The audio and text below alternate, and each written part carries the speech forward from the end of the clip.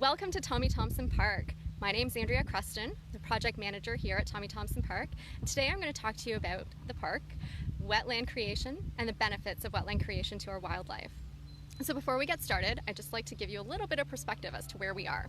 So Tommy Thompson Park is located on the Toronto waterfront, and here's the view that I'm looking at right now. So there's the city skyline in the back. Directly in front of us we have the outer edge of the Embayment D wetland, and then the greenery in between this rocky island as part of the wetland and the city landscape is the Toronto Islands, as well as Cherry Beach. So I'm going to turn you around so you can get a view of the wetland proper. So here we are.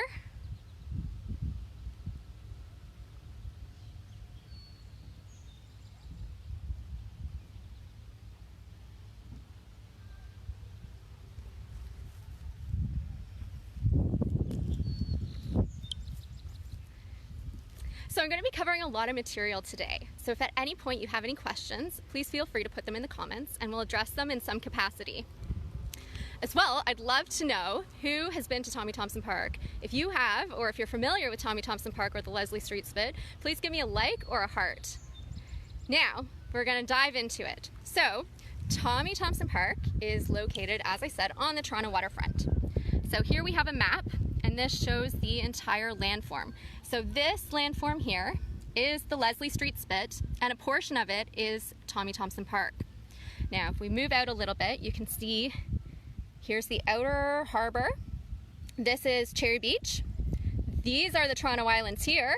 And of course, over here we have the downtown core. There's the Sky Dome right there.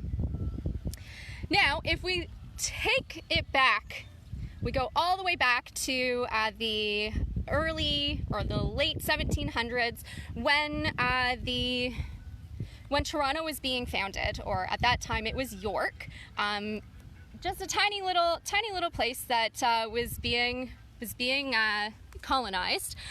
We had at the mouth of the Don River was a very large coastal wetland. So this marsh, as identified on this plan of the York Harbor from 1815, shows this 500-hectare marsh. And from all accounts, this marsh was teeming with habitat for wildlife, including a variety of mammals, birds, fish, insects, you name it, it was there. It was a really, really rich habitat. And it provided a really important function. So coastal wetlands, especially this one, at the mouth of a river, help with flood attenuation and flood mitigation when there's large storm events and a lot of water comes down our rivers. So as Toronto developed and the waterfront over here, was built out, there was more and more industry along the waterfront as well as along the banks of the Don River.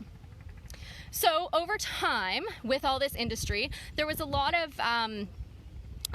sort of sewage waste as well as all sorts of other kinds of waste that were dumped directly into the Don River, and which of course led out into the marsh.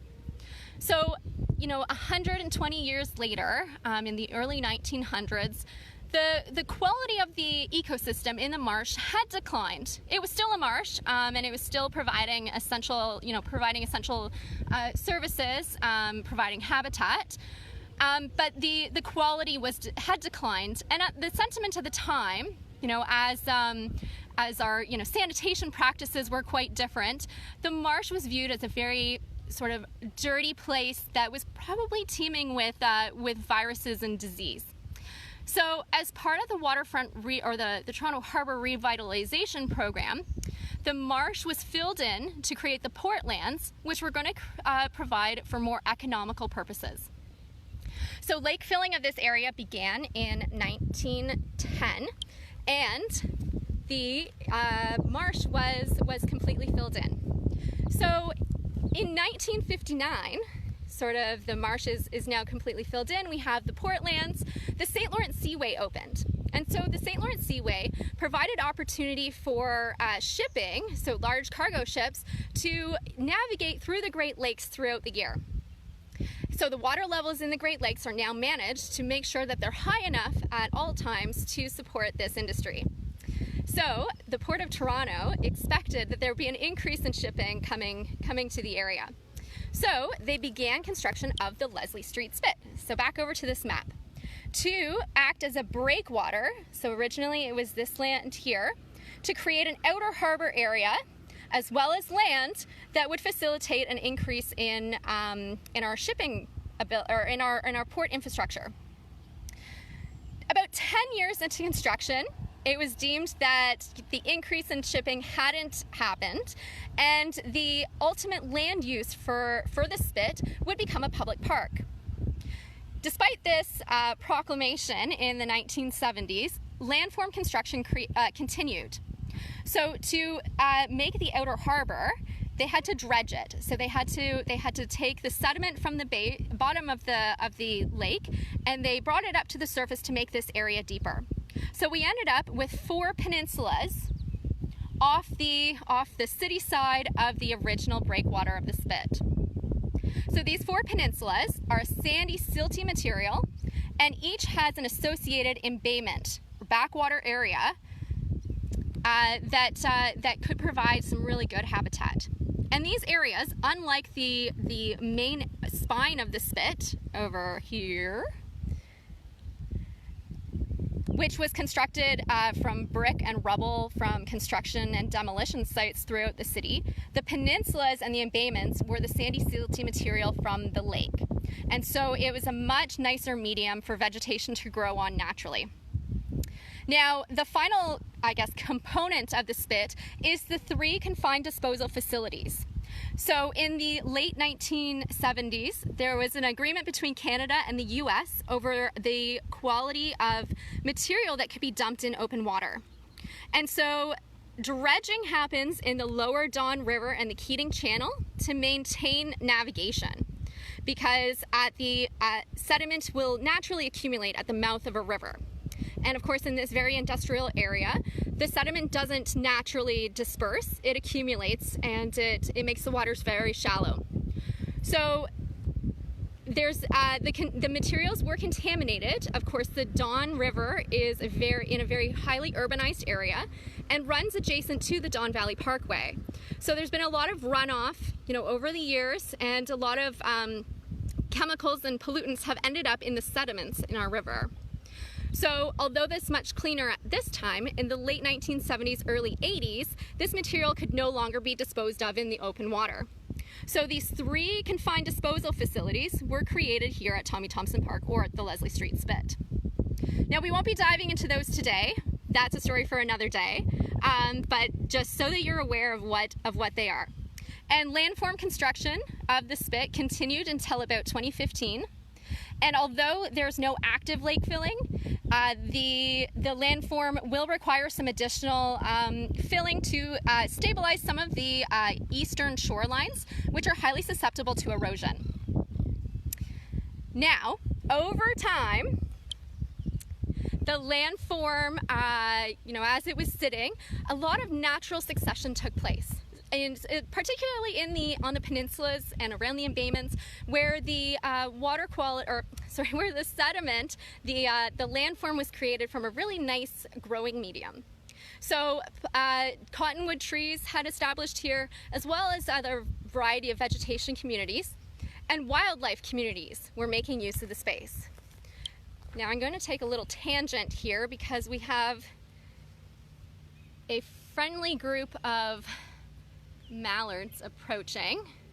So this is the mother in front with her 3 ducklings, which are appearing to be nearly fully grown, crossing over the berm here at the Embayment D wetland. They're leaving the open waters of Lake Ontario, and they're heading into the wetland. So I'm not going to get too close to them, because I don't want to disturb them. But that's a fun little sight. So we'll probably try and check in with them a little bit later to see what they're snacking on. Okay, so back to the topic at hand. If I could remember where I was. So with the vegetation communities that had established here, we also had wildlife communities that were starting to use the spit. So of course the first species that would have come here were birds, you know, because they can fly and it's easiest for them to get here. But we also now have communities of mammals and reptiles, amphibians, and a variety of insects. Okay, so now we're going to get into some of the more meat of this Facebook Live. We're going to talk about wetlands. So coastal wetlands, like the ones that we have right here, are slightly different than our inland wetlands.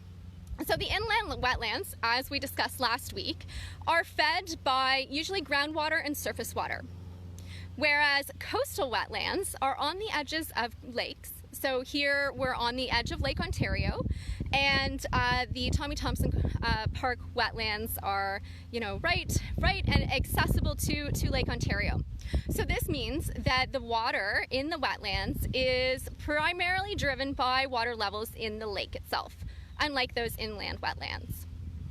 The importance of coastal wetlands, as sort of was mentioned when I was discussing Ashbridge's Marsh, is that they provide flood mitigation, they help filter our water like those inland wetlands, and they provide habitat for wildlife.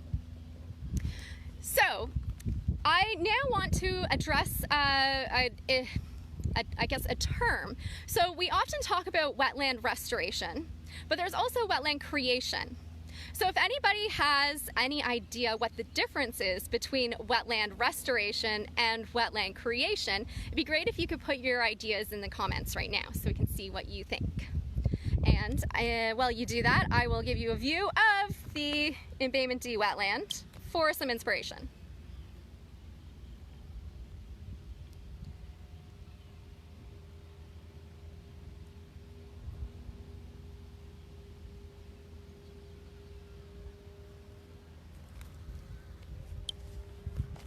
Okay, so wetland creation, or sorry, we'll start with restoration. Wetland restoration takes place in areas where there would have been historically, where wetlands would have been historically. So most commonly, we're looking at areas that have been, where the land has been used for agriculture, and we probably would have drained really wet areas to improve the success of our crops. So in situations where maybe areas are still too wet, even though they've been drained and they're not producing a lot of crops, or maybe a farm field is no longer being used, there's opportunity to restore that landscape and put wetlands back to where they used to be, or in some form or another. Wetland creation, however, is creating a wetland from scratch in an area where there would never have been a wetland previously. So some very clear examples of these are on created landforms, such as here at the Leslie Street Spit, or Tommy Thompson Park, as well as some of our other waterfront parks. I'm thinking Humber Bay Park, and there's one that's being created right now out in Mississauga at the Lakeview Waterfront Connection, or Jim Tovey Park. So there's some wetlands being created there as well. So wetland creation provides us the opportunity to increase habitat where it wouldn't have been before, but it's still going to serve the same purposes as a natural wetland would be. And there's also opportunity to manage the wetlands as well. So now we're going to focus, I'm going to talk more specifically about the wetland that we created here at Embayment D. Now, to give you a good idea as to what Embayment D used to look like, I have this old aerial photo from before we completed our wetland creation project. So Embayment D is shown here, and right now, just for context, I'm standing in this general area that's in the water, and often looking in this direction. Okay, so originally Embayment D was a sheltered embayment. So this is a great type of habitat as well, and it serves a lot of functions. However, Embayment D was very open to Lake Ontario, and although it had, everything was in place for it to be functioning really well, it was seriously lacking in aquatic vegetation growth along the shoreline. There was a lot of vegetation growing, but this was all terrestrial plants, a lot of willows and dogwoods, where we'd want to be seeing, right along the water edge, we'd want to be seeing aquatic plants like cattails and rushes. So a lot of research was done and studies were done to figure out why this area wasn't performing as it should be, despite attempts to try and plant native aquatic plants and get it working as it should be, to provide habitat for wildlife. So it turned out that embayment D was highly influenced by common carp. So common carp are a non-native fish species that is naturalized in Lake Ontario. So they have, so the common carp can grow to very large sizes, and they have very destructive behaviors. They will go into shallow shoreline areas, and their feeding behavior, they will uproot an aquatic plant. So they pull it out of the ground essentially. It floats away. They take a bite of the sediment where the aquatic plant was. They spit that out into the water, and then they selectively eat little bits of it. So this has pretty negative impacts to our wetlands because aquatic plants are essential to a healthy wetland system. So additionally, so this behavior is very destructive to wetlands. So not only is the aquatic plant no longer there, but the sediment that was sort of blown or deposited into the water column stays suspended there, and which reduces the amount of sunlight that can penetrate down to the submerged aquatic plants that are still growing there, and reduces that plant's ability to undertake photosynthesis. And after lots of carp have come through and have damaged the system, the quality of the wetland really declines. So what we did at embayment D to mitigate the impact of carp is we closed it off from Lake Ontario. So over here we have our berm that we built to close it off, and I have another aerial photo to show you.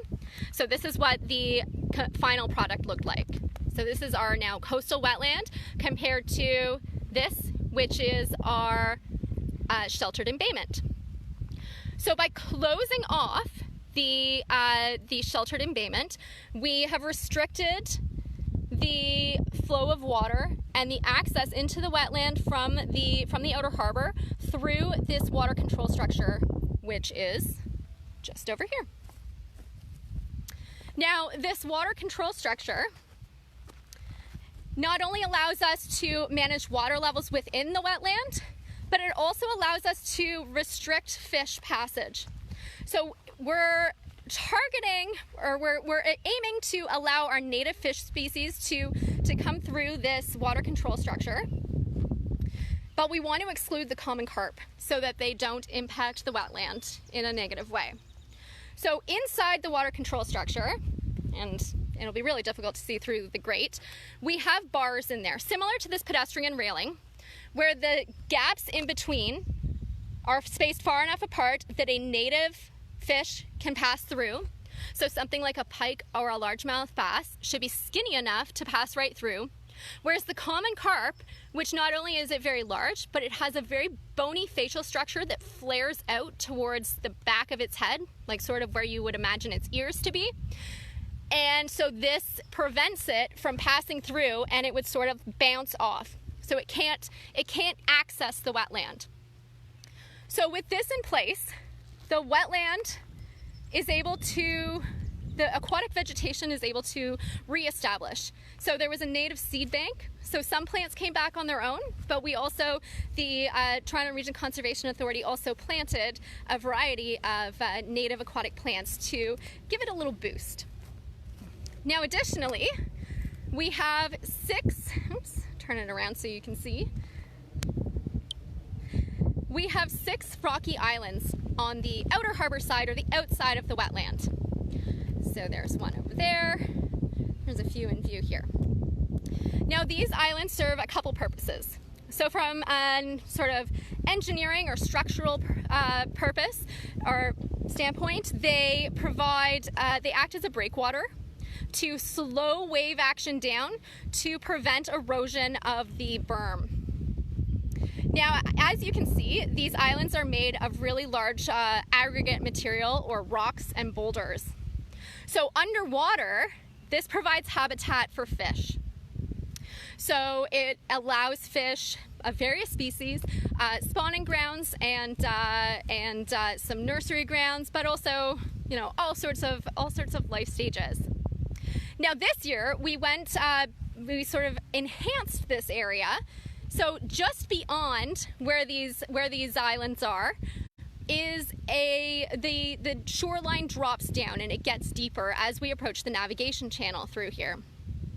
So in this transitional zone, the zone where we go from shallow waters to deeper waters, we added structural aquatic habitat features, mainly in the form of logs and stone material, to create or to enhance the transitional habitat between the deeper water in the harbor and the shallow water and the wetland habitat.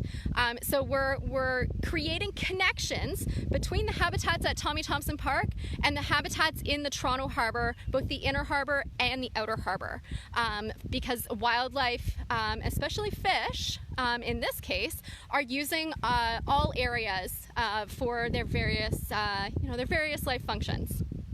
Okay, so back over to the wetland itself.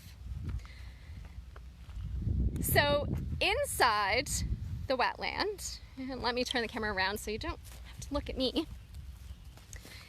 So once the wetland was closed off, we did a few other enhancements. So we planted those aquatic plants, but we also added structural habitat, like I described in the transitional zone in the harbor area. Logs like this, both on shore and in the water. So these logs, if they're on the shore, provide habitat for small mammals, depending on how wet it is, insects, as well as resting areas for some of our amphibians and reptiles, as well as perching areas for birds and possibly nesting habitat for ducks. So they have a lot of purposes and serve a lot of different wildlife. Underwater, which we can't see because they're submerged, these features would mimic, and even these ones on land, mimic some natural processes where trees would fall down on the edge of the shoreline. These underwater create habitat for aquatic insects as well as fish. So, just going to give you a moment to, hopefully I don't lose the internet connection here, but here's some 3 square, which is a type of aquatic plant that is here along the shoreline. We've also got sort of off in the distance, which is really difficult to see through the camera, but there's hard stem bulrush as well as cattails blowing in the wind in between between the island and the berm. There's a little bit of a channel there. Now, if I look around, I'll see if there's any frogs, because there were a whole bunch over here earlier. Something just jumped, but I'm not seeing them up close. There is a little dragonfly, and we'll see if you can see it.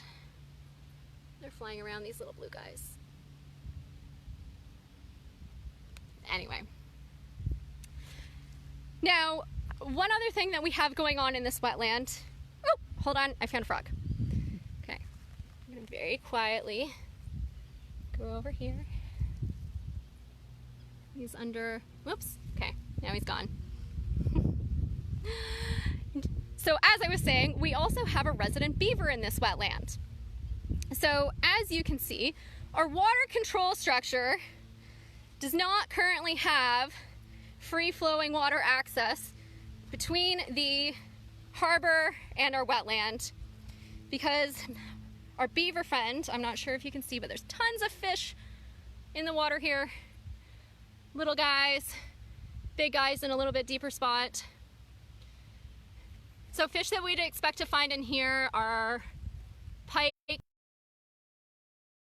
bass.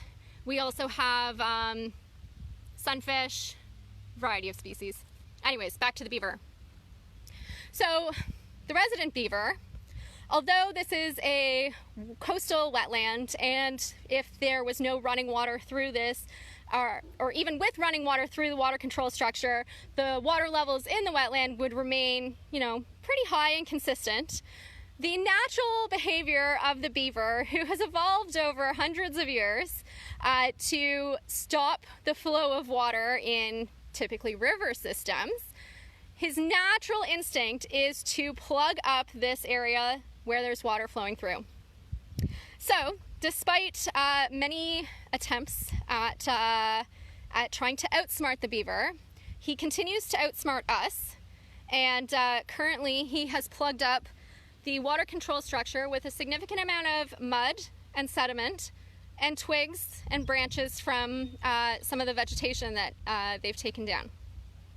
So essentially we're going to come in here and we're going to clean this out, and then we're going to try a different strategy to sort of discourage the beaver, maybe not even discourage him, but prevent the behaviors of the beaver, this damming that he does, from filling up the water control structure or preventing the flow through here, because we want these fish to be able to access Lake Ontario, and we want the fish from Lake Ontario to be able to come into this wetland so that they can spawn. So as well, the beaver is highly successful in this wetland, and even when we do manage this water control structure and remove this material, as I said, the water levels in the wetland remain high enough that that the beaver will be able to survive just fine. It's just his natural instincts that we're trying to curb here. Now, I'm sure it's impossible to see, and maybe at some point it'll fly, but directly across, beside the tree that's in frame, in the water within the rushes, there is a great blue heron fishing. He's walking very slowly around, so I'm sure you can't see him, but he's there nonetheless. Wildlife are very good at blending in with their surroundings. So we've talked about fish, we've talked about we've talked about beavers, but the other thing in this wetland, so on the far edge of the wetland, which is impossible to see from the camera, so I'm going to go back over to my photos, we have a common tern nesting platform. So here's an aerial photograph of the nesting platform. So common terns, which are these guys, are a colonial water bird, which means they nest in large groups, as you can see from this photo of them nesting on the raft, and they live near water. So they're a fish-eating bird, and they spend their lives living. These guys are living on a freshwater lake, but they'll go down and live along the coasts over the winter. So common terns, historically, or I guess their preferred breeding habitat, is on shallow rocky islands. Now, as we discussed earlier, the water levels in the Great Lakes are managed to accommodate shipping, which means they're kept at higher water levels than they would be under natural conditions at, you know, various times of the year, particularly in the spring and summer, when we would have lower water levels. So this has impacted the common terns, because these shallow rocky islands that they would naturally nest on are now underwater at the key time for them to nest.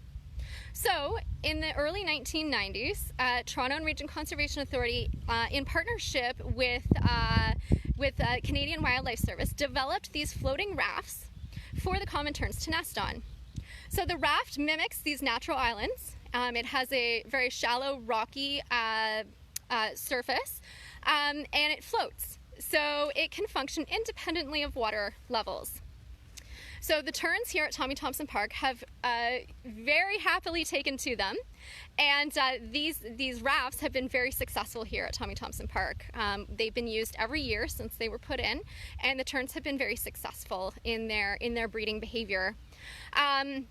Now, this has been especially important in the last couple years, in 2017 and in 2019, when Lake Ontario experienced some pretty significant record level flooding events. These terns that were nesting on the rafts were not impacted by those water levels and were able to continue breeding as they would normally. All right, so I will again let you take a look at the wetland, and you may be able to hear the terns calling out in the background if I'm quiet for a moment.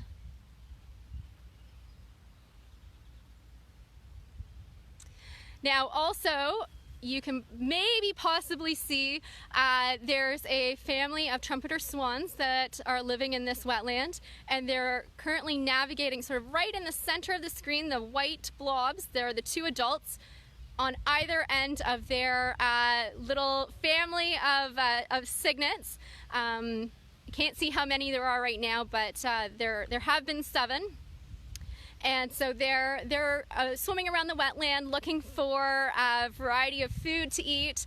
They're going to be eating some of the aquatic plants that are growing here in the wetland, both the submerged plants, so the ones that are growing underwater, as well as some of the plants that are growing along the shorelines and the emergent plants, the ones that grow out of the water.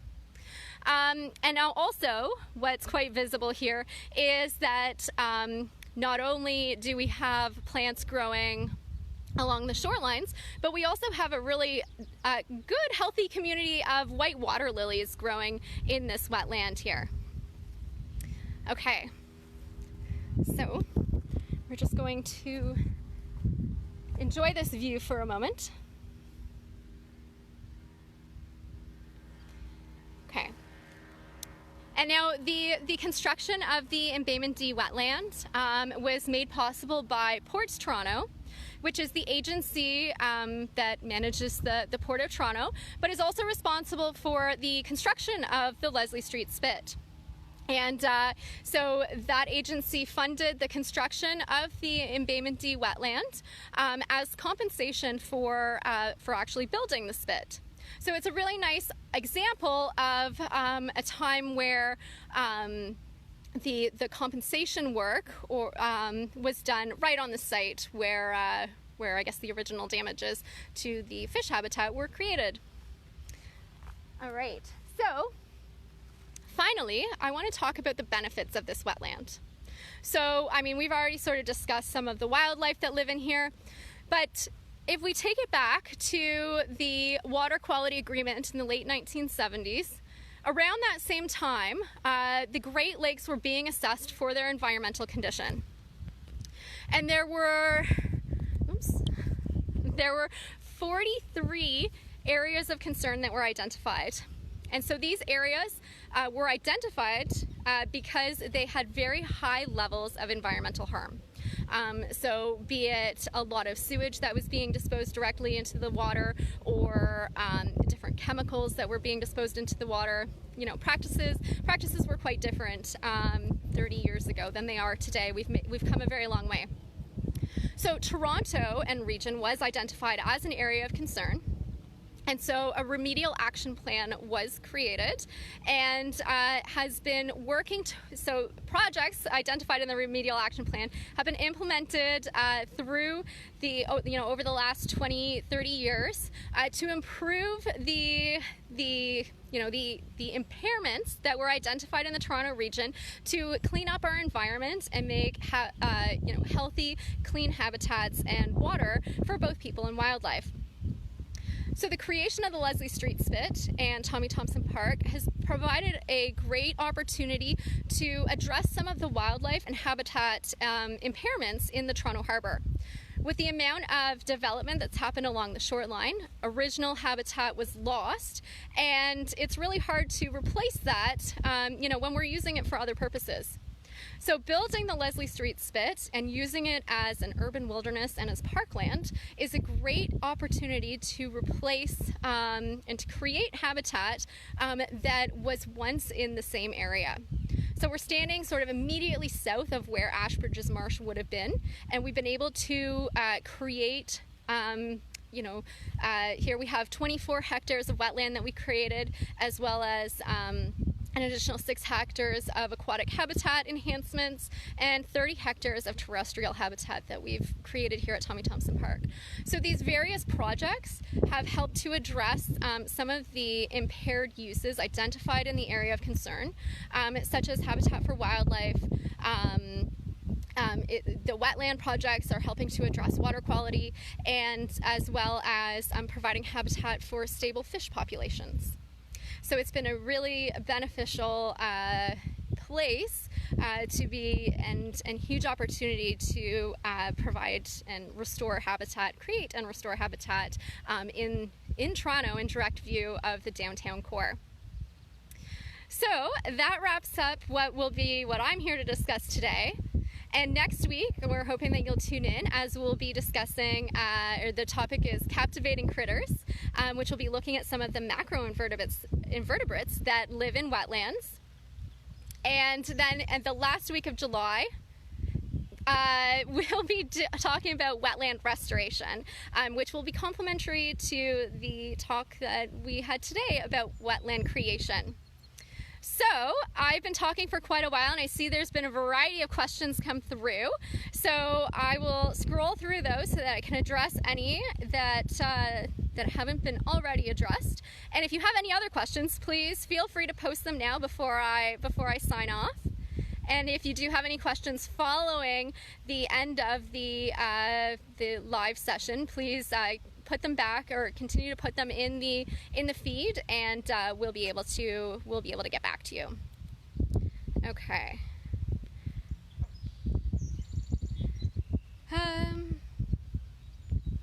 Okay. Sorry. This is.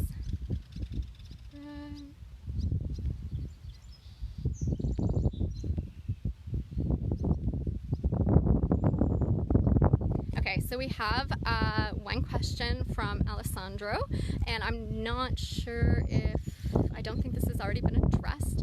So the question is there any preventative measurement to avoid that unwanted species could get wounded while trying to pass over the inside wetland? So I'm assuming that this question is in relation to wildlife passing through the water control structure, as well as potentially walking over the berm. So we haven't had any instances reported where wildlife have been injured. Sorry, we're not talking about injuries. We're talking about prevent to avoid unwanted species. Oh, yeah, getting wounded. Sorry, trying to interpret the question on the go. We haven't had any reports of injuries. The designs for the water control structure are very specific to ensure that the native fish trying to get through can get through, and those that can't are sort of prevented from originally going in the first place. Okay.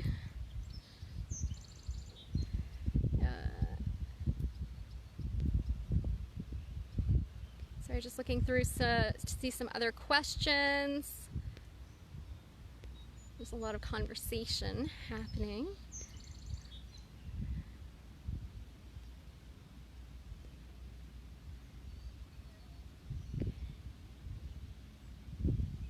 Okay, so someone is requesting some additional bike racks and posts, so that is something that we're looking at.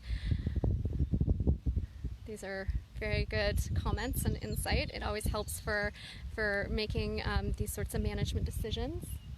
So I just thought I saw a bird landing over there. It wasn't.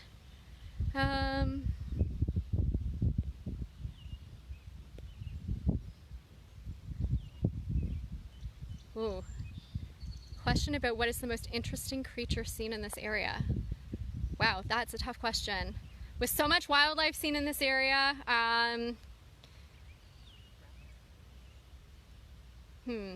there's so many options. I guess one thing that's really cool about Tommy Thompson Park is we have a variety of different kinds of birds that nest here. So there's birds that nest on rafts or on rocky islands like the common terns. There's birds that nest in trees, but we also have birds that nest on the ground. which is really, really quite cool. And there's a lot of different species that do this. And so birds that nest on the ground have to be really, really secretive. And they're also at high risk of predation. So it's important that when visiting Tommy Thompson Park, everybody stays on the trails because they're well used, and so birds are likely not to be nesting in the middle of a trail. But if you walk off trail, you may inadvertently, stumble upon a ground nesting bird. You could potentially, and they're very well camouflaged, so you might end up stepping directly on the nest, which would be, quite unfortunate. But also, even if you're just walking by a nest, if a predator is, walking by later, it might be following your scent and then inadvertently come across that ground nest. So I think ground nesting birds are really quite special down here, but it's important that we ensure that they, remain protected. Okay.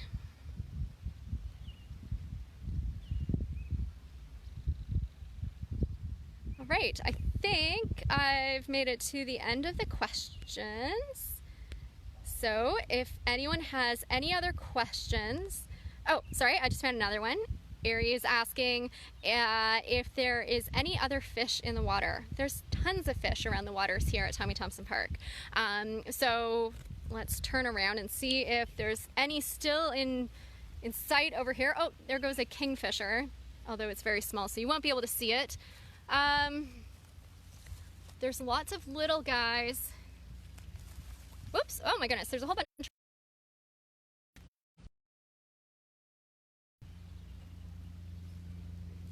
There he is. There's a little leopard frog. And there's another one. Oops. So there's also tons of frogs in this wetland right now. It seems to have been a successful year for reproduction. So I'm just scaling the edge of the shoreline here, looking to see if there's any visible fish in the water. Oops. Try not to fall over here. Of course, they're hard to see underneath the lily pads. Oh, here we go. I think they can see me, or they can see my shadow approaching, because every time I get close, these large guys swim deeper and they're no longer visible. But we're back over here and we've got a whole little school of fish down here in the wetland.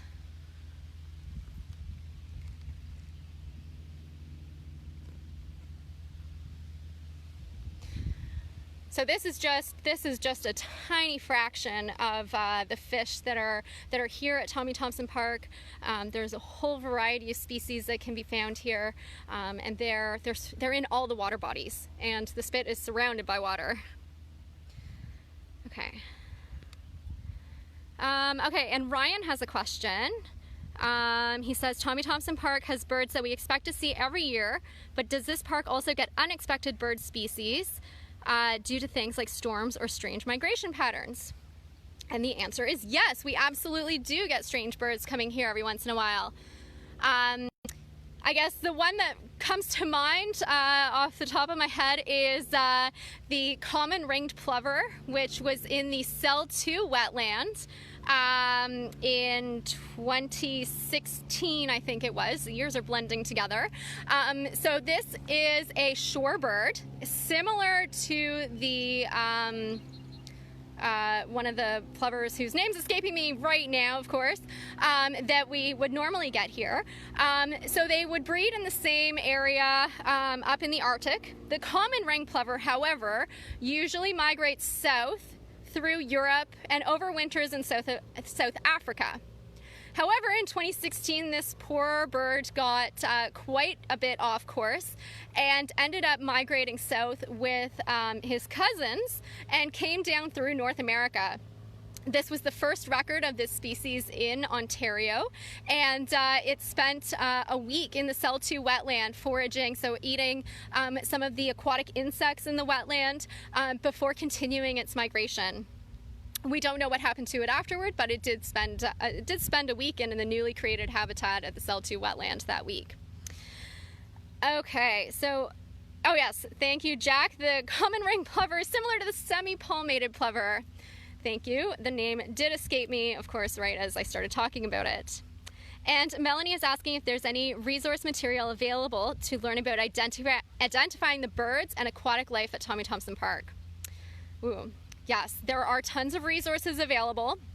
I think maybe we can put up a list in the comments of some resources that we would recommend, so that's available for everybody. So Melanie, take a look for that. We'll reply to your comment a little bit later today.